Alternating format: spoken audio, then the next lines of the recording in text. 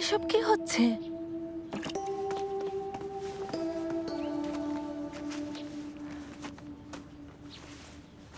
এটা হানির বই নাকি চাও দাজিয়ার? আরে অনেক টিকাও দেয়া আছে।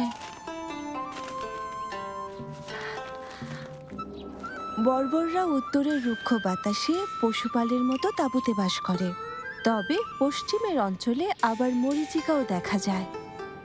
মরীচিকা মানে দেখেছি, বাবার সাথে যখন রোরানে গিয়েছিলাম তখন মরীচিকা দেখেছি। প্রাসাদের সামান্য দাসী হয়ে তুমি এসব কিভাবে জানলে? প্রাসাদের দাসী কেন এসব জানতে পারবে না?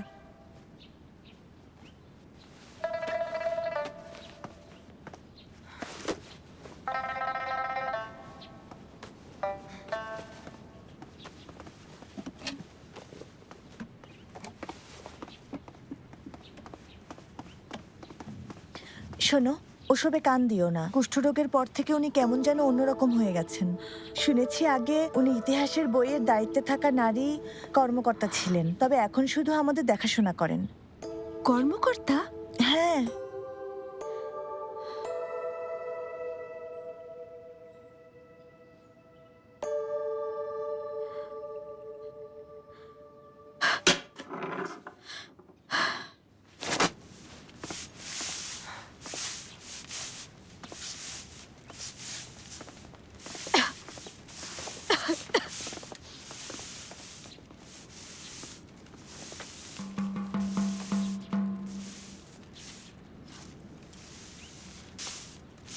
ঐতিহাসিক নথি কেন পড়ছো? শুনেছি দাসীদের পদোন্নতির পরীক্ষায় ওখান থেকে প্রশ্ন হবে, তাই ভাবলাম পড়ে দেখি। নারী কর্মকর্তা হবে?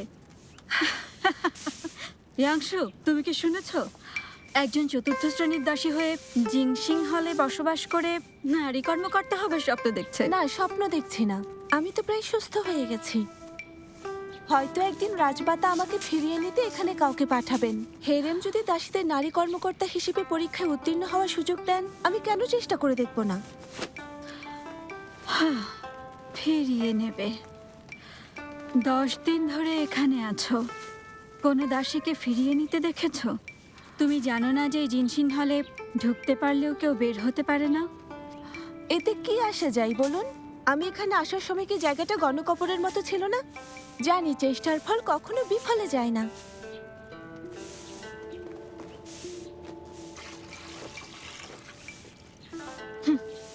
8 বছর ধরে এখানে আছি, এই প্রথম কোনো দাসীকে দেখছি মৃত্যুর মুখেও জেদ কমছে না।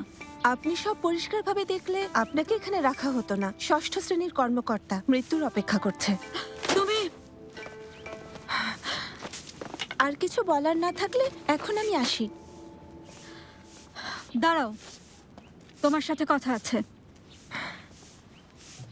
তোমাকে যদি জিংসিন হল থেকে বের হতে সাহায্য করি, বিনিময়ে আমাকে কি দেবে?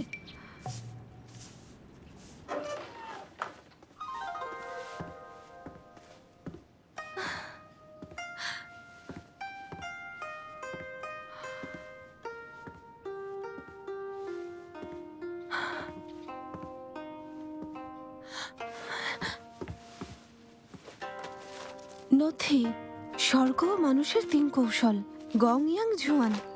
এখানে তো চং ওয়েনগুয়ানের অর্ধেক রচনা। আমি সারা জীবন বানঝাওকে অনুসরণ করেছি। প্রয়াত সম্রাট ঐতিহাসিক নথি সংগ্রহের জন্য আমাকে নিয়োগ করেছিলেন। এখানে তো সামান্য সংগ্রহ।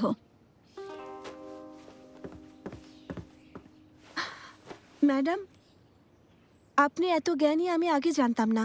কষ্ট দিয়েছি, দয়া করে ক্ষমা করবেন।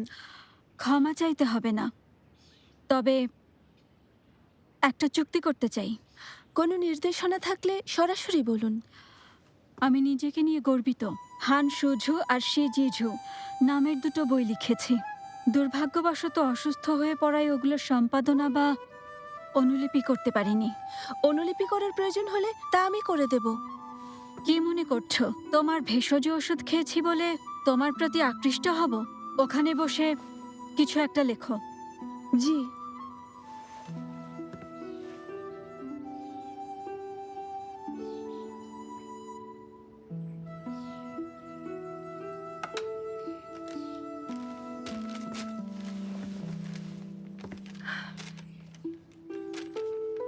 স্বর্গ আর পৃথিবী হলো চুল্লি, প্রকৃতি কর্মী।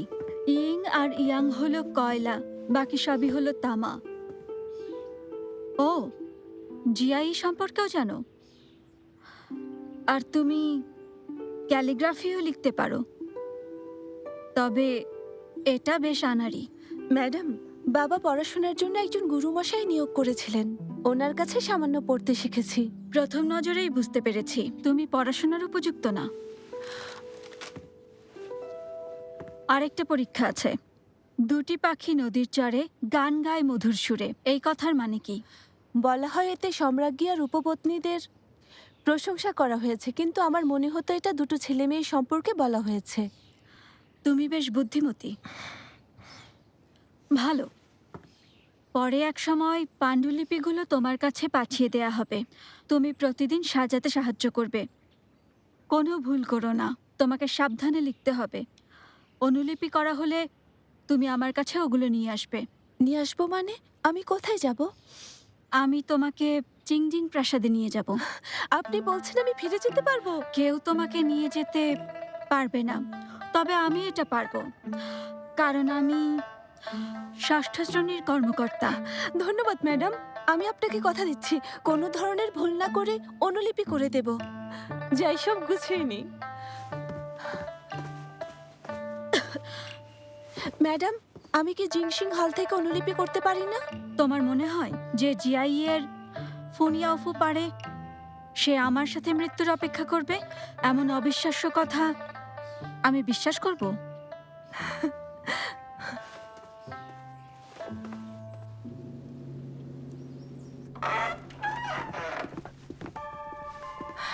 মাত্র একদিন আমার সেবা করে অসুস্থ হয়ে পড়লে।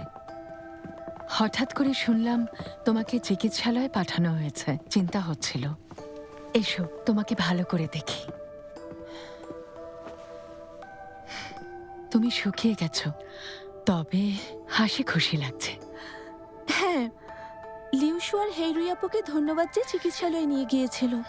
এর জন্যই দ্রুত সুস্থ হতে পেরেছি। আরে, এটা তো আমাদের দায়িত্ব ছিল। ও ঠিক মতো ওষুধ খেয়েছে, এজন্য ও সুস্থ হয়ে গেছে। তাই রাজমাতা, আপনারও নিজের শরীরের যত্ন নেওয়া উচিত। এতে আপনিও ওর মতো সুস্থ হয়ে যাবেন। হ্যাঁ, আমি খেজুর আর মধু দিয়ে কেক বানাতে শিখেছি। তাই আমি কাল হাঁটতে বের হলে খেজুর এনে আপনাকে বানিয়ে দেব। আচ্ছা, এসো দেখি, কাছে এসো, পাশে বসো। আমার কথা শোনো, নিজের যত্ন নেবে, ঠিকমতো খাওয়া দাওয়া করবে, ঠিক আছে? ওই অসভ্য হুয়ানিউনের কি করে এত সাহস হলো? ফুপু, এবারই কিন্তু প্রথম না। ও আগেও আমাদের বিরুদ্ধাচরণ করেছে। আপনার এত রাগ করার প্রয়োজন নেই। ইউচিয়াও আর আমাদের মাঝে নেই। গাওঝানকে প্রলুব্ধ করা সহজ না। 1 বছর ধরে কঠোর পরিশ্রম করে ওকে তৈরি করেছিলাম। এটা ওর ভাগ্যে ছিল। গাওঝানের প্রাসাদ সুরক্ষিত, একটা মাছিও ঢোকার ক্ষমতা নেই। ইউজিওর বদলে অন্য কাউকে প্রাসাদে ঢোকানো সত্যি অনেক কঠিন হবে। ফুপু, চিন্তা করবেন না। ও কিন্তু আমাদের দেয়া ওষুধই খাচ্ছে। গত 2 দিনে নজর রাখার জন্য আরো 3 গুণ লোক পাঠিয়েছি। আপনি নিশ্চিন্ত থাকুন ফুপু, গাওঝান কিছুই করতে পারবে না।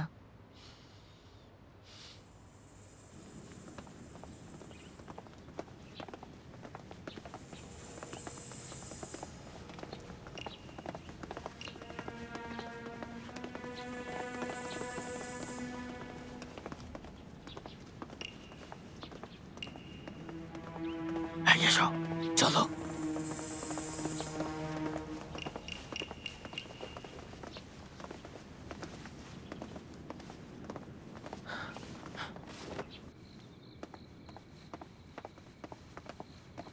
যাক, অবশেষে বের হলে। কেক বানিয়ে তুমি 3য় শ্রেণীর দাসী হওয়ার স্বপ্ন দেখছো? সত্যি খুব ভালো চাল চেলেছো। লিউশু আপু, ভুল বুঝেছো। আমি এভাবে ভাবিনি। আমি শুধু রাজমাতার সেবা করতে চেয়েছি। আমাকে অত বোকা ভেবো না। রাজমাতার সামনে নিজেকে জাহির করলে আটকাতে পারবো না। তবে ভবিষ্যতে কিছু হলে আমাকে দোষ দিও না।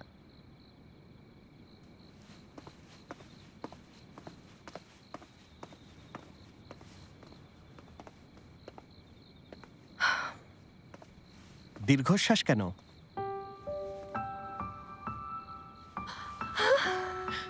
তুমি এখানে?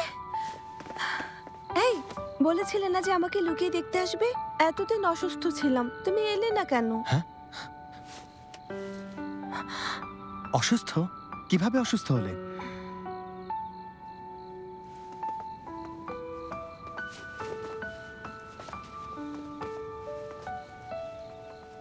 নাও, এটা পরে নাও।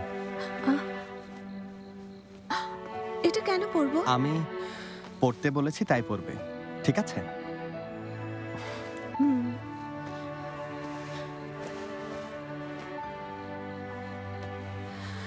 প্রথমে ভেবেছিলাম তোমাকে চিংজিং প্রাসাদ থেকে সরাবো, এখানে অনেক ঠান্ডা পড়ে। পরে ভাবলাম হেরেমের জটিলতা থেকে জায়গাটা বেশ দূরে। আর শোনো, রাজমাতা ঝৌ হলেন আমার দাদির প্রজন্মের, তোমাকে পছন্দ করেন, তাই এখানে থাকাটাই তোমার জন্য ভালো। হ্যাঁ, আমি ওনাকে পছন্দ করি।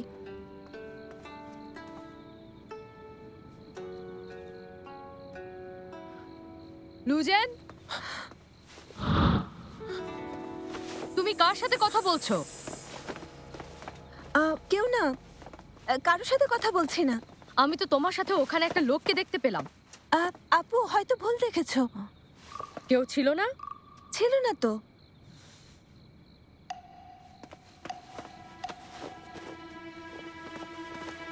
তাহলে এটা কি লুজেন?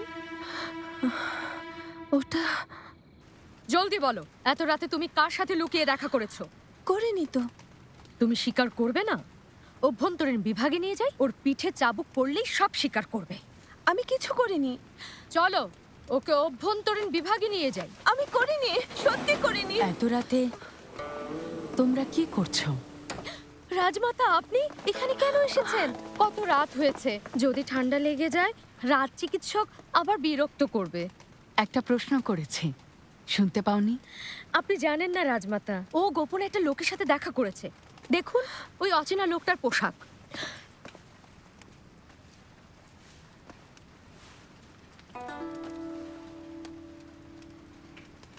ও, এটা তো প্রয়াত সম্রাটের রাজকীয় পোশাক। তোমার এটাকে অচেনা লোকের পোশাক মনে হলো কি করে? আমার এটা জানা ছিল না, দয়া করে আমাকে ক্ষমা করে দিন। তোমরা সবাই আমাকে অনেক শান্ত স্বভাবের বলেই জানো, তাই দুঃসাহস দেখাও। প্রয়াত সম্রাটের এই পোশাক এতদিন অযত্নে পড়েছিল, রোদে শুকানো ঠিক হবে কিনা বুঝতে পারছিলাম না। আর তাই পোশাকটা লুজেনকে আমি বাতাসে ছড়িয়ে দিতে বলেছিলাম। তুমি এর বিচার করতে চাও?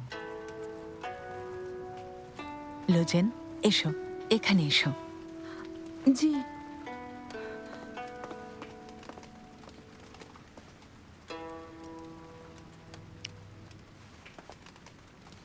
মন দিয়ে শোনো, লুজেন আমার খুব পছন্দের, তাই তোমাদের কেউ আর ওকে বিরক্ত করার সাহস দেখাবে না।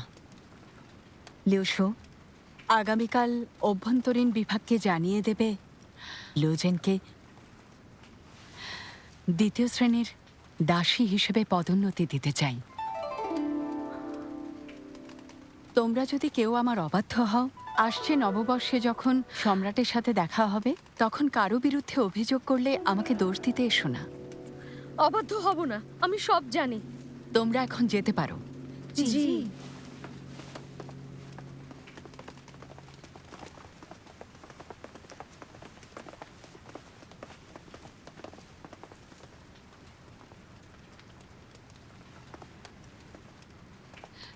লক্ষ্মী মেয়ে, ভয় পেও না। একজন প্রহরী এসেছিল, তাই না? তুমি এতে কোনো দোষ করনি, তোমার কিছুই হবে না। ও একটু আগে আমার কাছে এসেছিল।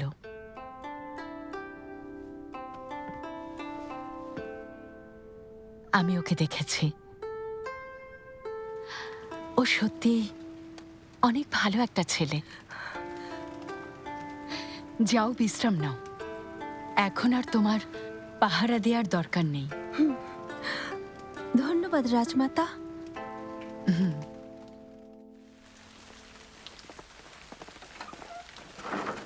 লুজেন, লুজেন,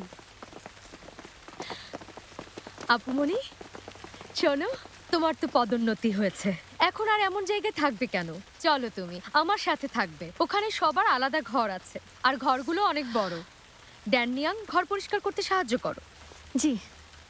চলো যাই, এসো।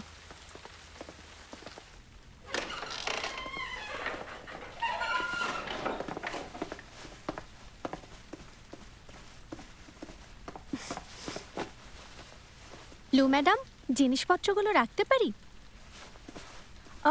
এভাবে বলো না, তুমি তো আমার বোন নিয়াং। এভাবে বলবেন না, আমি আপনার সম্পর্কে সব শুনেছি।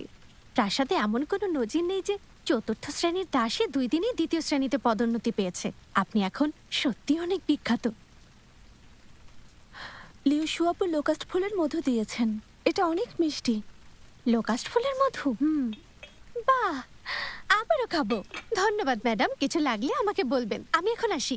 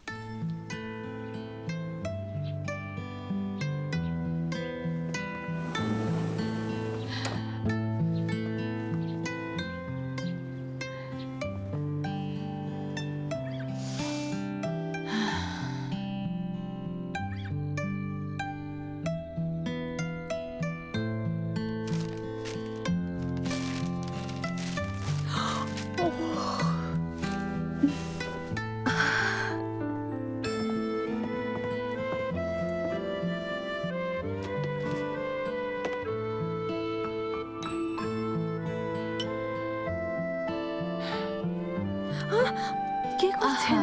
সমস্যা নেই, এটা পরো। খুব মানিয়েছে। ধন্যবাদ।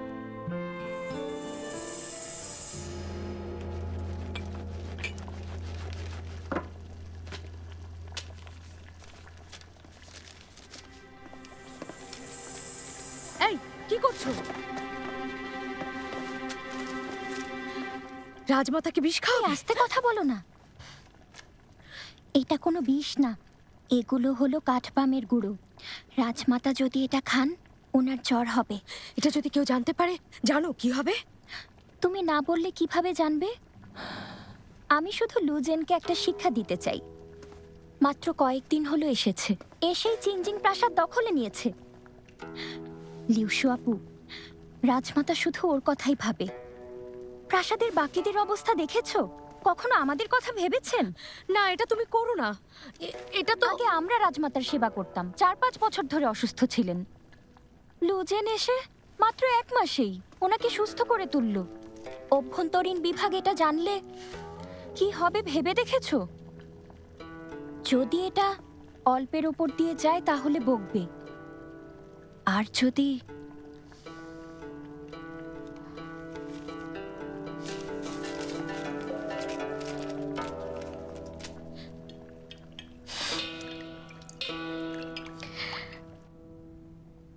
ওই তরুণ প্রহরী তোমাকে এতদিন ধরে দেখতে আসেনি কেন? মানে রাজমাতা, বলো আমাকে। কোনো কিছু নিজের ভেতর লুকিয়ে রেখো না। খবর পাঠিয়েছে, ও এখন একটু ব্যস্ত আছে। আচ্ছা শোনো, তোমাকে 2টো পরামর্শ রাজমাতা, মনে হয় এখন বিশ্রাম নেওয়া উচিত। কেন যে এমন লাগছে? গতকাল ওই ওষুধটা খাওয়ার পর আমার কেমন যেন মাথা। রাজমাতা, রাজমাতা, রাজমাতা, কেউ আছো? রাজ চিকিৎসক ডেকে আনো, জলদি করো। জি জি। রাজমাতা, রাজমাতা, একবার কথা বলুন। রাজমাতা, আসুন, জলদি চলুন। আপু, কি করব এখন? রাজমাতা অসুস্থ হয়ে পড়েছেন। ভয় পাচ্ছ কেন? ওষুধ দেওয়ার সময় তোমাকে অনেক সাহসী মনে হচ্ছিল, এখন ভয় পাচ্ছ কেন?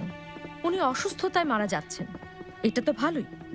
আমরা চিনজিং প্রাসাদ থেকে মুক্তি পাবো। ঠিক বলেছ, আমি কেন এটা ভাবিনি? কয়েকটা দিন রাজমাতার আশেপাশে যাওয়ার দরকার নেই। ভবিষ্যতে যদি অভ্যন্তরীণ বিভাগ অভিযোগ করে, লুজেনের উপর চাপিয়ে দেব।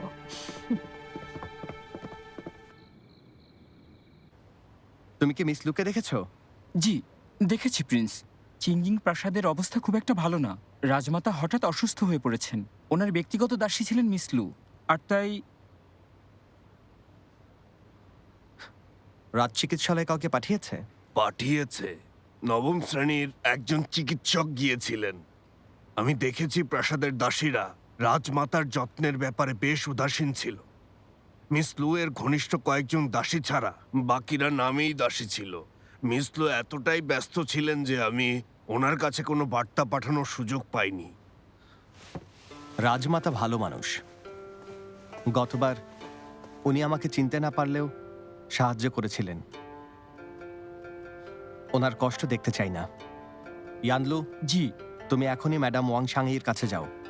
ওনাকে বলবে চিংজিং প্রাসাদের দাসীরা রাজমাতার যত্ন নেয়নি, উনি যেন এর ব্যবস্থা নেন। জি। প্রাসাদের দাসী হয়ে রাজমাতাকে নিয়ে অবহেলা করো? রাজপত্নী বলেছেন যে উনি আবার কখনো এমন শুনলে কঠিন শাস্তি দেবেন। জি। সবাই কাজে যাও।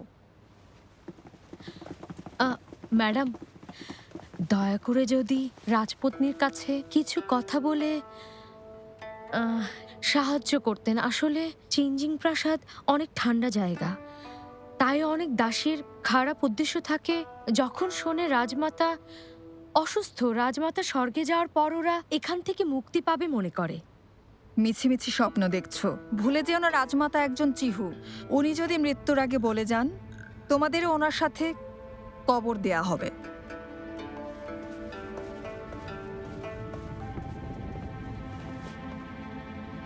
আপু, যা বললেন তা কি সত্যি? আমি শুনেছি যে চিহুদের এমন রীতি আছে, তবে এটা 800 বছরের পুরনো একটা নিয়ম। ভয় পেও না, হয়তো উনি আমাদের মিথ্যে বলেছেন। যদি সত্যি হয় তাহলে থামো তো, আতঙ্কিত হয়েও না। সবাই তোমাকে এভাবে দেখুক, তুমি তাই চাও?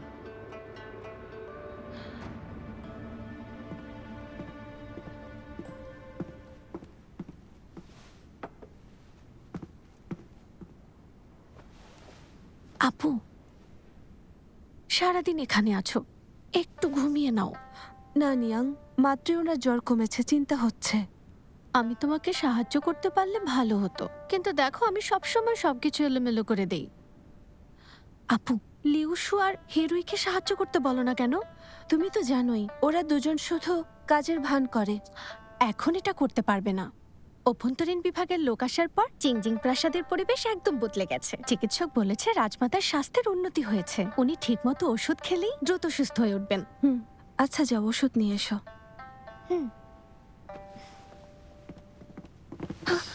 বাইরে চলো।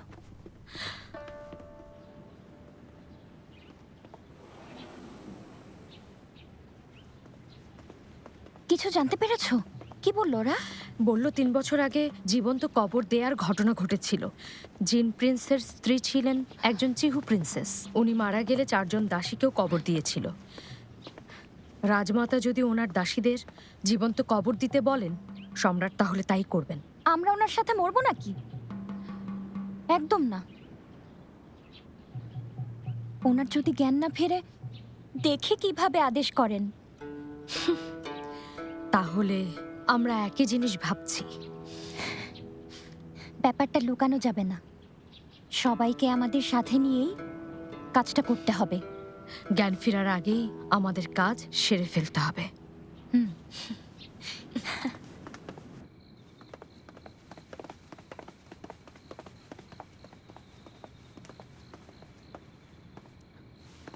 ও এখন পশ্চিম অংশে থাকে। অনেক দেরি হওয়ায় আমার ওখানে এখন যাওয়াটা ঠিক হবে না। তুমি গিয়ে চুপি চুপি বলবে গাওঝান বাগানে যেতে বলেছে। গাওঝান? কিন্তু মহামান্য, আপনার পুরো নাম তো গাও। ও, বুঝতে পেরেছি। পরিচয় লুকিয়ে রাখার জন্য এই কৌশল অবলম্বন করেছেন। ঠিক 800 বছর আগে আমি যখন প্রাসাদের এক দাসীর পেছনে ছুটছিলাম, তখন আমিও এটা করেছিলাম। আচ্ছা, ওহ ইয়ানলু, তুমি কথা বলতে জানো না, সারাক্ষণ শুধু বাজে বকতে থাকো।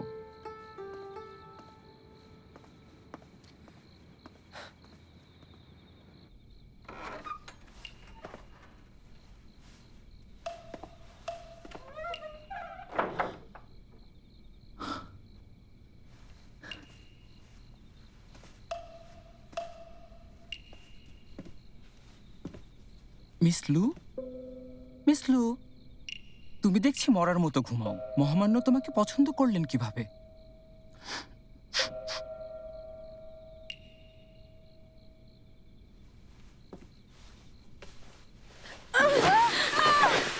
আমার বিস্কুট খাওয়ার সাহস তোমার কিভাবে হলো? চিৎকার করো না, চুপ করো। মিস লু, দেখো আমি ইয়ানলু, মহামান্য না। ওই গাওঝান আমাকে তোমার কাছে আসতে বলেছে। চিনতে পারছো না? কেন চিনতে পারছো না? তোমার চেনা উচিত ছিল। কেন এমন করছো? ড্যানিয়াং, কে ডাকলো?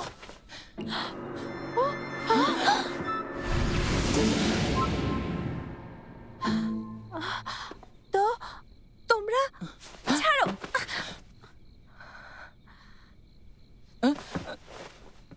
এই, তুমি মিস লু না? তাহলে কি তুমি মিস লু? হ্যাঁ। আপু, ও একটা লম্পট ছেলে, আমার বিস্কুট চুরি করতে এসেছে। কাকে লম্পট বললে? ড্যানিয়াং, ও আসলে খারাপ ছেলে না। ও একজন প্রহরী। হ্যাঁ, মিস লু সত্যিই বুদ্ধিমতী। আমাকে লম্পট বললে কেন? তোমার মতো মেয়েকে আমার কেন ভালো লাগবে? ছি, কেউ পাত্তা দেয় না তাই এমন অসভ্য হয়েছ? বামন একটা। আমি তোকে গলা টিপে মেরে ফেলবো। শোনো, এত চিন্তা করো না। রাজমাতা সত্যি খুব ভাগ্যবতী, কিন্তু তুমি রাজমাতা আমাকে বলেছিলেন উনি তোমাকে যেদিন প্রথম দেখেছিলেন তুমি আমাকে সাহায্য করতে ওনার সামনে অনেক সাহস দেখিয়েছো, আর এর জন্য উনি বুঝেছিলেন তুমি আমার বন্ধু হওয়ার যোগ্য। হয়তো রাজমাতা এটা বলতে চাননি, কিন্তু চিন্তা করো না। উনি যদি সত্যি একদিন চলে যান, আমি সব সময় তোমার পাশেই থাকব। শোনো, সম্রাট 2 দিনের জন্য আমাকে বাইরে পাঠাচ্ছেন। তখন আমার ভেতরে আসা সম্ভব হবে না। সে পর্যন্ত তুমি ভালো করে নিজের খেয়াল রাখবে। তুমিও রেখো। তাছাড়া তোমাকে অনেক দ্রুত কিছু একটা করতে হবে, যেন তোমার সৎমা ক্ষতি করতে চাইলেও তোমার কোনো ক্ষতি করতে না পারে। তুমি এতদূর চিন্তা করবে আমি ভাবতেও পারিনি। লোকে বলে পুরুষের জন্য 3টা গুরুত্বপূর্ণ কাজ আছে। প্রথমটা হলো পদোন্নতি, দ্বিতীয় সম্পদ অর্জন, আর তৃতীয় হলো বিয়ে। প্রথম দুটো আগেই পেয়ে গেলে তৃতীয়টা কি খুব জলদি পাবো? বাজে বকলে আমি কিন্তু কথা বলবো না। ঠিক আছে। হ্যাঁ জেন, দেরি হয়ে যাচ্ছে, আমাকে সত্যিই যেতে হবে। ফিরে এসে তোমার সাথে দেখা করব।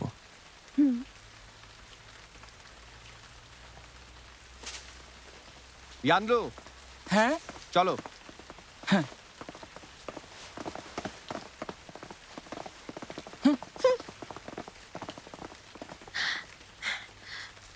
আপু, ওই প্রহরী ও কি তোমার?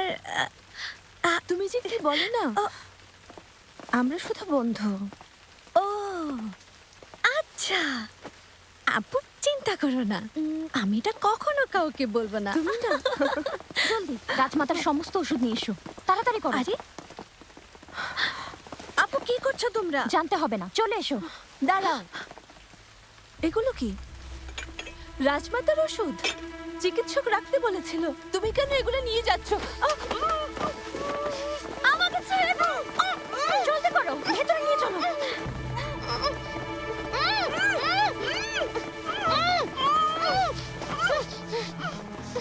চেঁচামেচি না করলে তোমাদের ছেড়ে দেব।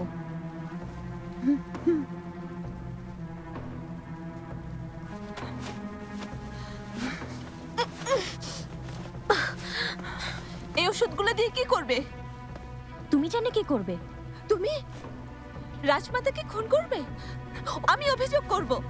যাও, এখনই যাও না, তোমাকে ভয় পাই। শোনো তাহলে, রাজমাতা যে কোনো সময় মারা যাবেন, আর ওনার যদি জ্ঞান ফেরে উইল রেখে যাবেন, যেখানে ওনার সাথে আমাদেরও চিহুরীতি অনুযায়ী জীবন্ত কবর দিতে বলবেন। এটা অসম্ভব।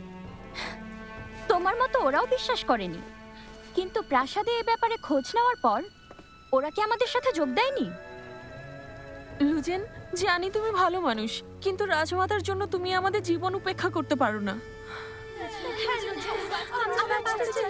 ওদেরকে দেখো, ওদেরকে জীবন্ত কবর দেয়া হলে সহ্য করতে পারবে?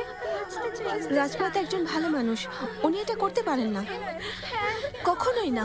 তোমাদের ওনাকে বিষ খাওয়াতে দেব না। ড্যানিয়েল, চলে এসো।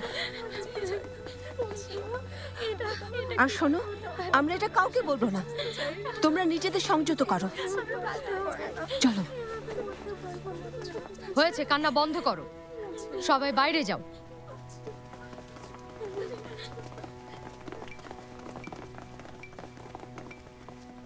এই সুযোগে ওকেও সরিয়ে দিলে না কেন? তুমি জানো কিছু? এই মুহূর্তে কেউ মারা গেলে অভ্যন্তরীণ বিভাগ সন্দেহ করবে। চিন্তা করো না, বিষয়টা অনেকের সাথেই জড়িত, ওর এত সাহস হবে না। আপু, আমি লুজেনকে বিশ্বাস করি না। কথায় আছে না, গাছ কাটতে হলে শিকড় সহ কাটতে হয়।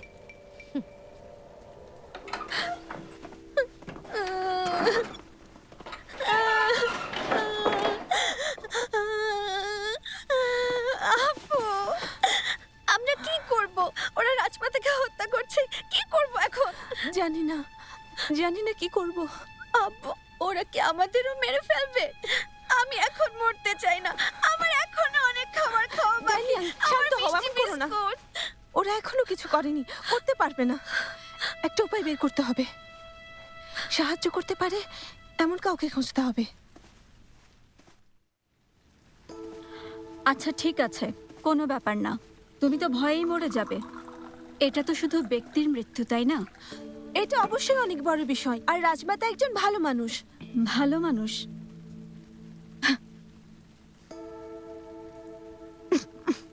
হতে পারে, কিন্তু এখানে কেউ ভালো না।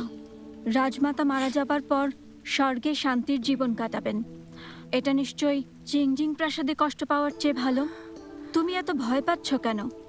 আগেরবার ওই মেয়ে দুটো তোমাকে মেরে ফেলার জন্যই এখানে পাঠিয়েছিল, পারেনি তো, তাই না? ম্যাডাম, কি বলতে চাচ্ছেন? একটু পরিষ্কার করে বলবেন। তুমি যদি এটাই বুঝতে না পারো, তাহলে কিভাবে কর্মকর্তা হবে? রাজমাতা কি তোমার কারণে এভাবে অসুস্থ হয়েছেন? আচ্ছা, যদি ওনার জ্ঞান ফেরে, তোমার কারণে ফিরবে? এটাই কি শেষ না? রাজমাতার জ্ঞান না ফিরলে তোমাকে কবর দেবে না। তাই লিও শু বা অন্যরা কি করলো তা ভেবো না। রাজমাতা মারা যাওয়ার পর অভ্যন্তরীণ বিভাগ ওনার ব্যাপারে অবহেলার জন্য ওই দাসীদের শাস্তি দেবে। ওদেরকে পিটিয়ে মেরে হোক বা দাস হিসেবে বিক্রি করে হোক, এর মাধ্যমে তোমার রাজমাতা হত্যার প্রতিশোধ নেওয়া হবে। এটা কিভাবে সম্ভব? রাজমাতাকে এভাবে? আচ্ছা ঠিক আছে, পাণ্ডুলিপি সাজানোর কাজে সাহায্য না করলে এই বিষয়ে তোমাকে কিছুই বলতাম না। আর এখন তুমি কি করবে তা তোমার উপরই নির্ভর করছে। চিন্তা করো না, তুমি যদি ওনার অনুগত থেকে কবরে যেতে চাও, তাহলে স্বাভাবিকভাবেই তুমি পুরস্কৃত হবে। আর ঝংয়াং উৎসবের 15তম দিনে তোমার জন্য ধূপও জ্বালাতে হবে না। ইয়ানশু, অতিথিকে বিদায় দাও। তোমার জায়গায় থাকলে কেউ যেন আমার কিছু করতে না পারে, তাই আগামী 2 দিন আমি নিজের ঘরেই অবস্থান করতাম।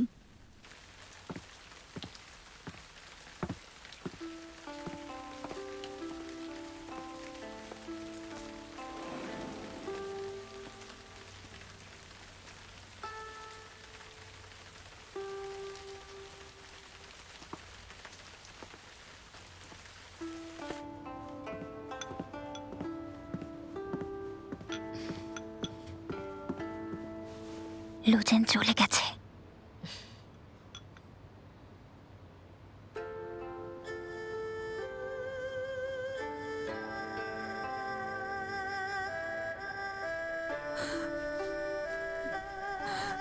সেই রাতটা লুজেনের এই প্রাসাদে আসার পর থেকে সবচেয়ে দুঃসহ এক রাত ছিল। ও প্রথমবারের মতো নির্মম এক সত্য আবিষ্কার করলো। চুপচাপ দেখে যাও, শব্দগুলো এত ভারী আর শ্বাসরুদ্ধকর হয়ে উঠতে পারে জানা ছিল না।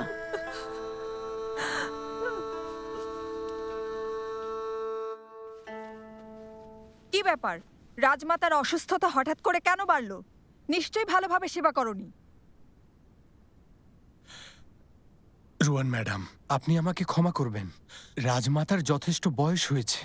বয়সের জন্য অসুস্থতা এভাবে বেড়ে যাওয়াটা খুব স্বাভাবিক। দাসীদের এভাবে দোষারোপ না করে আগে থেকে প্রস্তুতি নেওয়া ভালো। আচ্ছা, ওনার হাতে আর কত সময় আছে? কমপক্ষে 3 থেকে 5 দিন, সর্বোচ্চ 7 থেকে 8 দিন। বুঝেছি, সবই ঈশ্বরের ইচ্ছা। রুয়ান ম্যাডাম, রাজমাতা এখন অনেক অসুস্থ।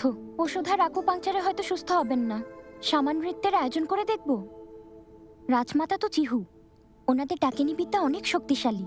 একজন ডাকিনী চিকিৎসক দিয়ে সামান নৃত্যের ব্যবস্থা করলে হয়তো উনি জলদি সুস্থ হয়ে উঠবেন। যদিও আমি কখনো ডাকিনী চিকিৎসকদের বিশ্বাস করিনি, তবে শুনেছি যে চিহুদের একটা নিজস্ব পদ্ধতি আছে। বিশেষ করে অভিজাতদের জন্য ওরা আরো বেশি কার্যকর। ম্যাডাম, রাজমাতা সত্যিই অনেক ভালো একজন মানুষ। আপনি দয়া করে ব্যবস্থা করুন। কিছু বলতে পারছি না, রাজপত্নীকে জানাতে হবে।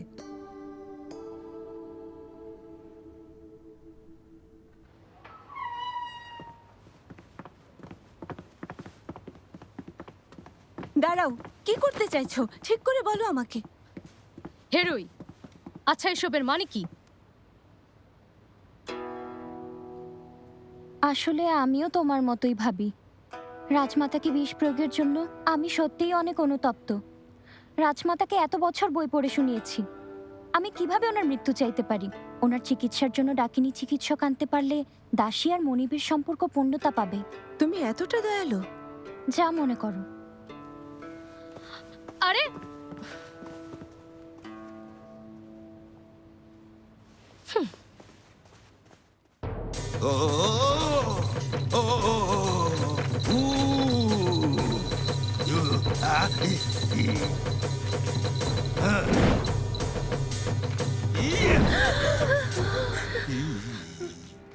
কিছু করার থাকলে আমাদেরকে বলুন।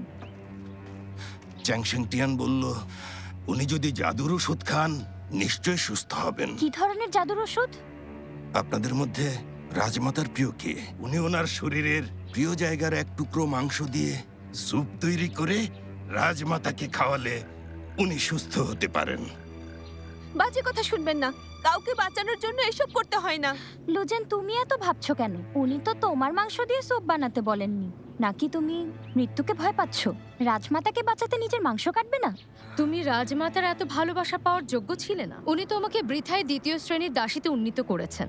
এই সংকটময় মুহূর্তে অপবাদ দেবে না, এগুলো সব তোমাদের পরিকল্পনা। আমাকে ছেড়ে দাও। কি করছো?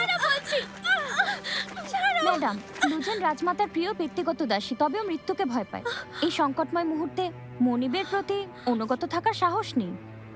এটা চিংজিং প্রাসাদের ব্যাপার, যা করার নিজেরাই করো। জি।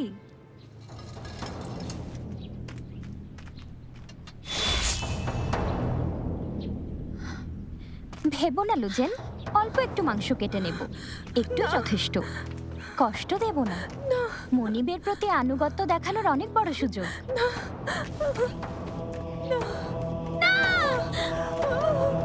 থামবে? আর কতক্ষণ এসব চলবে? লামি, এখানে কেন এসেছো? সাংশি ম্যাডাম জানতে পেরেছেন তোমরা এখানে অনেক ঝামেলা করছো, তাই আমাকে এখানে আসতে বললেন। দেখো, দেবতাদের ডাকছো, আবার মানুষকেও বেঁধে রেখেছো। তোমরা কি এখানে নাটক করছো? তুমি ওকে ছেড়ে দাও। না ম্যাডাম, দেখুন। মুখ বন্ধ করো তুমি। চিংজিং প্রাসাদের কাজে হস্তক্ষেপ করা উচিত হয়নি, তবে ব্যাপারটা এতটাই ভয়াবহ ছিল যে এটা সাংশি ম্যাডামও সহ্য করতে পারেননি, তাই আমাকে দেখার জন্য পাঠিয়েছেন। শোনো রুয়াং নিয়াং, তুমি তো এতগুলো বছর ধরে রাজপত্নী আর সাংশি ম্যাডামের সাথে আছো। ওনারা কি করেন তুমি দেখতে পাও না? তোমাকে মানুষের হৃৎপিণ্ড বের করার অনুমতি কে দিয়েছে? মহামান্য সম্রাট তোমাকে জাদুবিদ্যার কারণে হত্যার অপরাধে দোষী সাব্যস্ত করলে সেটা মেনে নিতে পারবে? আমি এমনটা চাইনি। পোশাক দেখে মনে হচ্ছে প্রথম শ্রেণীর দাসী। জি। প্রথম শ্রেণীর একজন দাসী হিসেবে তোমাকে রাজমাতার বিশ্বাসভাজন হতে হবে। যেহেতু তুমি ডাকিনী চিকিৎসকের কথা বিশ্বাস করো, তাই তোমার হৃৎপিণ্ডের ছোট টুকরো নিয়ে রাজমাতাকে স্যুপ বানিয়ে দেওয়া উচিত। না ম্যাডাম, আমাকে ছেড়ে দিন, আমাকে ক্ষমা করুন ম্যাডাম, দয়া করুন। বোকা মেয়ে, একটু আগেই তো লুজেনকে রাজি করানোর চেষ্টা করছিলে। তুমি কি মনিবের অনুগত না? তোমার মনিবের জীবন বাঁচাও। তাড়াতাড়ি করো, সাংসি ম্যাডামের কাছে প্রতিবেদন দিতে হবে। বোন আমার, ছোট একটা টুকরো তুমি নিজে দিলে জীবন বাঁচাতে পারবে না, আমি হয়তো সে মাংসের টুকরো রাজমাতাকে সুস্থ করবে, বিনিময়ে উনি মুক্তি দেবেন।